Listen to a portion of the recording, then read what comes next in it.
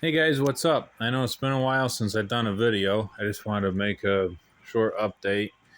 I got a 060 switcher, which I absolutely love. I plan on getting about 3 or 4 more of these. Layout's running pretty good. So the classification yard used to be 4 classification tracks, 2 arrival departure, but that is not very accurate. In reality, you can leave from any classification track. So now there are two sets of three and three for the classification yard. These 3 are more designed for local, for locals, and these 3 are long haul. There's a M1B pulling 17 H21A hoppers. So now you can leave from any of the 6 westbound classification tracks. You can also leave from any of the 6 eastbound classification tracks. I don't have them done yet. I'm still rearranging things. And here, as you can see, I'm planning the engine facilities. I gotta glue all this together. It's gonna be pretty good facility, about six stalls at least, maybe more. There's my kitty cat somewhere. Actually, you can't really see him. Maybe you can see him. He's right there. There's my kitty cat. He likes being in here. One of the coolest things is this. So this is an accurate track plan. This is the yard I just showed you. This is Horseshoe Curve. This is Tyrone right there. This is Hollidaysburg. Above Hollidaysburg will be South Fork Coal. And then this area is going to be over here. So these cabinets, I'm going to move to this part of the table, the workbench here. There will be a switch back there that goes along the wall as I knock stuff off the layout. It'll go along the wall, and right about here, there'll be a switch, and there for the bench work, it'll be kind of like a trapezoid or a triangle. It'll come along here, go right by the oil tank, cut back there. And this will be the bald eagle branch. So technically the paper mill is the bald eagle branch. You can switch the paper mill. You can go along the back wall. That'll be east staging for a couple tracks. You'll have Clearfield coal mine that goes along there. You'll have, I'm not sure yet. I got to do more research, but lumber or something that goes along back there. So Clearfield, staging, and some of these tracks are more industries. So basically the way this works is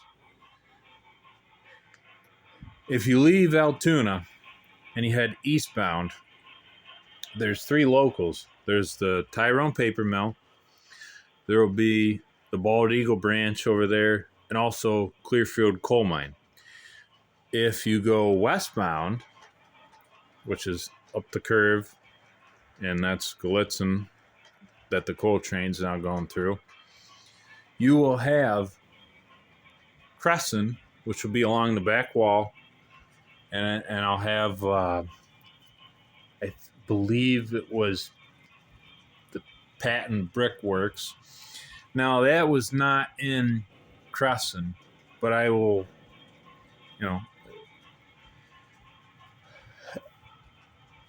in order to make the layout work, I'm going to just call that Crescent. I think it was 20 miles northwest in reality, in real life. But I'll have the Patton Brickworks along here and Crescent, which is like the flour and feed mill. This will be a local.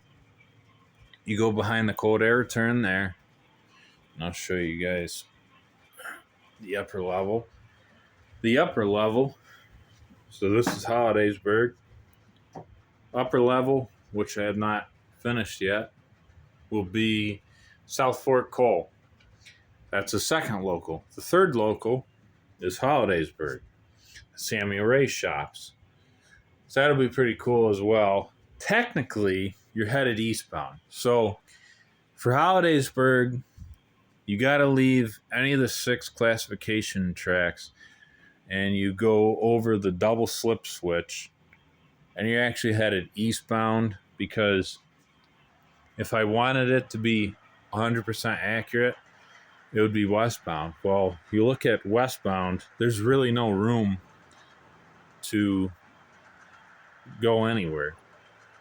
It's just not, this layout is pretty accurate, but it's not 100% accurate. So you have 2 mixed freight westbound, 2 mixed freight eastbound for locals, 1 coal westbound, 1 coal eastbound. You also have a 2-track, and I may expand it to 3 tracks, but I'm probably going to keep it at 2. 2-track coal classification yard back there. And here's a shot of the coal train coming through the yard. Well, actually coming through the main line, through the yard.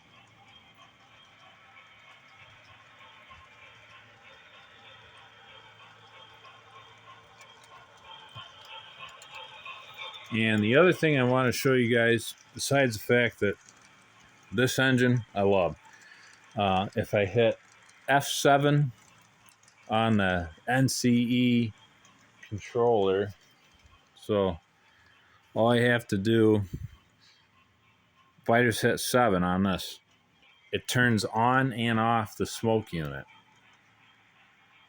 And the other steam engines, they might have the same capabilities. I'm not sure yet, but it's just awesome. When you have half a dozen steam engines smoking, it's an unbelievable view. The other thing I want to say, I got these N-scale ground throws. They're by Caboose Industries, so I have HO scale over there. I don't believe... Oh, here we go. So this is the difference between HO scale and N scale. You can tell that... this is not focusing. You can see how much bigger HO is versus N scale. HO just looks way too big. So I'm now replacing all of these. N scale is nice, compact, small. It's still the same throw distance. I've cut these down a bit, but they look a lot better. And I can't justify paying, was it $20 per tortoise to have, 1, 2, 3, 4, 5, 6, 7, just in this area. That's $140 to do tortoises from here to here. So I like the ground throws. I'm switching everything out for N scale ground throws. I still have that end to work on. Still have the upper level to do for Crescent to get over to the coal mine. But I am very excited about that area back there, because that is going to be, let me look at this. 1, 2, 3. It's a good 4 feet in width, 3 feet to here, and it crosses over. So Tyrone, PA will be a very significant part of this layout, and it'll be pretty accurate. I have Clearfield coal, lumber mills, a whole lot of stuff. I believe there's a chemical plant by Brush Mountain, which should be about here.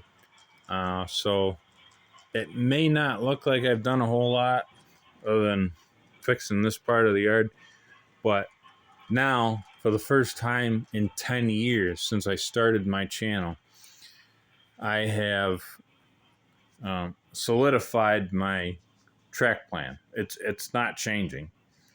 This will be the engine facilities. This is the only area that might change. I'm still tempted to put the roundhouse and turntable back there, because that'll be 6 inches lower than the upper level. It'll look pretty good, and I could do a bigger roundhouse, more tracks for the engine facilities, I can actually do sidings for the Pittsburgh division and Middle division.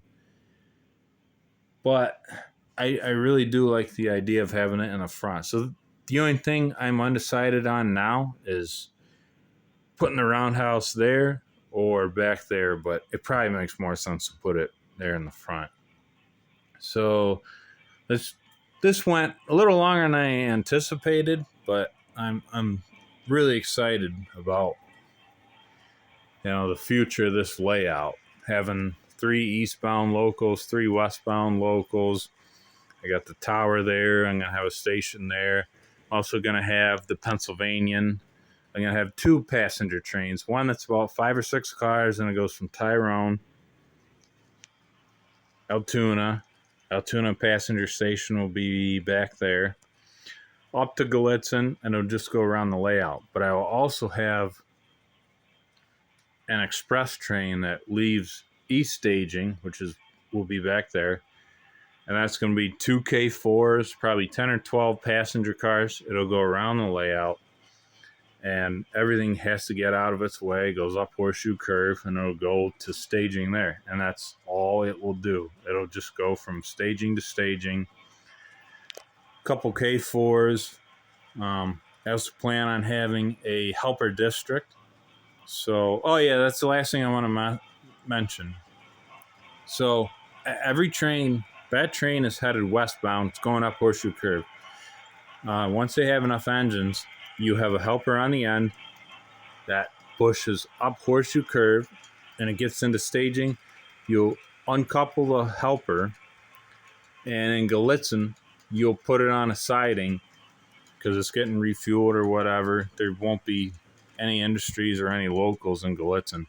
And then you'll take engines that are already fueled, they run around the loop, they'll come down Horseshoe Curve, and they'll go over to the engine facilities in Altoona, and then they'll hook up to the next train that has to go up the curve. So basically, you run a helper up the curve, and you take an engine out of Gallitzin, run it down the curve, and it's ready to help a train go up the curve. So every single train in an operating session will have to go up the curve with a helper.